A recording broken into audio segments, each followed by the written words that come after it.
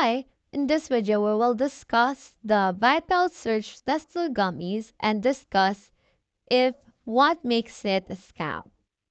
So, it has actually a lack of scientific evidence. Despite its claim that these gummies boost testosterone, energy, and muscle growth, there's no scientific backing to support these assertions.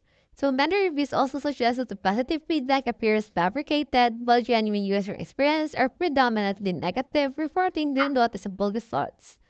There's also suspicious marketing practices because the advertising for these gummies features exaggerated promises that may mislead consumers. There's also some red flags on the website because these gummies exhibit poor grammar, copied content, and fake trust seals, which are common indicators of fraudulent online businesses.